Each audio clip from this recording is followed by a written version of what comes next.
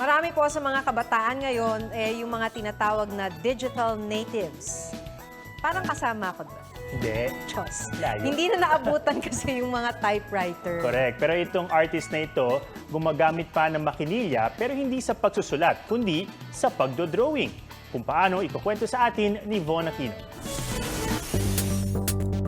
Portrait sa malayuan, pero mga titik pala sa malapitan. Pero hindi isa-isang iginuhit ang mga letra, kundi mula sa typewriter o makinilya. Third-year fine arts student pa lang daw si Justin Quiroz noong 2015 nang matuklasan niya ang pagguhit ng mga portraits gamit ang typewriter. In-apply ko yung pagiging artist ko sa dun sa typewriter. In-exercise kung pwede kayang mag-portrait kaya i-apply ko yung portrait dito.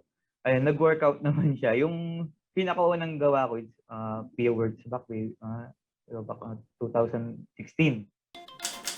Bukod kay 2015 Miss Universe Pia Wurtzbach, nakagawa na rin siya ng portrait ng ating mga bayani tulad ni Jose Rizal, Apolinario Mabini, Melchora Aquino at Marcelo H. Del Pilar. Nariyan din ang imahe ng Sacred Heart of Jesus. At ang pop icon na si Michael Jackson na 3 minutes lang daw niyang ginawa sa talent portion ng isang pageant. Nakaka-enjoy kasi may music ng Michael Jackson habang ginagawa ko yon. Tapos hindi ko akalain na ganung minutes tatapos ko siya kasi pinractice ko siya ilang ulit. Nabalian na nga ako ng daliri kakapindot dun sa typewriter ko para ma-compress ko yung time na magawa ko siya. Pero hindi lang daw basta random letters ang inilalagay ni Justin sa kanyang mga obra.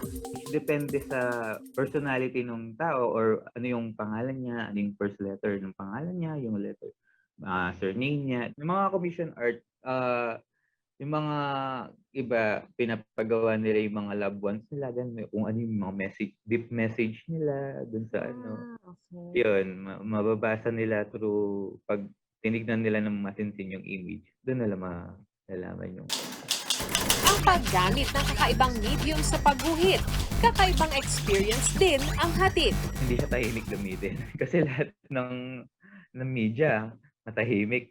Pag artist ka, kailangan mo concentrate ka or may favorite kang songs or playlist na pinaulit-ulit mo habang nagpipinta, nagdo-drawing. Pag typewriter ang gamit ko, maririnig mo lang yung tap ng keys. Kung irritable ka, ayoko na, parang ingay.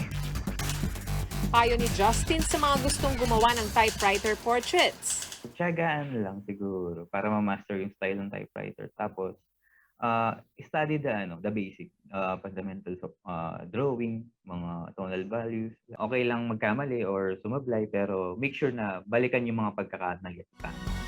Von Aquino, GMA News. Huwag magpahuli sa mga balitang dapat niyong malaman. Maaring mapanood ang State of the Nation at iba pang newscasts sa youtube.com/GMA News. I-click lang ang subscribe button. Sa mga kapuso naman abroad, maaari kaming masubaybayan sa GMA Pinoy TV at www.gmanews.tv.